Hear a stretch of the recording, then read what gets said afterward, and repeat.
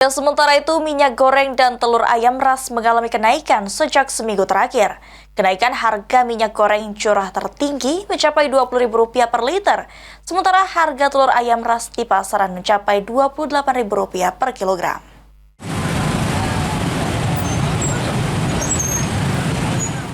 Minyak goreng kemasan rakyat dengan merek Minyak Kita di sejumlah pasar di Kota Palembang mengalami kenaikan. Salah satunya di Pasar Kuto, Kecamatan Ilir Timur 2, Kota Palembang. Minyak Kita sudah alami kenaikan harga sejak 1 minggu terakhir. Yang biasa dijual pedagang dengan harga Rp15.000, kini alami kenaikan hingga Rp17.000 per liternya. Selain Minyak Kita, harga minyak goreng curah juga alami kenaikan. Bahkan, harga minyak goreng curah mengalami kenaikan cukup tinggi, dengan kisaran harga Rp20.000 hingga Rp21.000 per kilogram.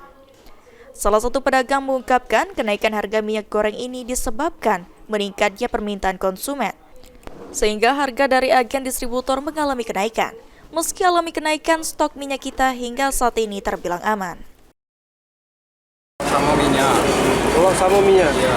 Itu berapa kenaikannya, Kak? Kenaikannya tuh kalau tiap hari itu naik tuh sekitar 2.000-an kalau telur.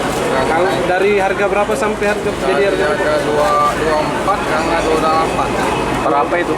Telur. Per kilo telur. Kilo 28 kan. Kalau minyak? Minyak dari harga 15 sekarang udah 17 kalau minyak curah itu.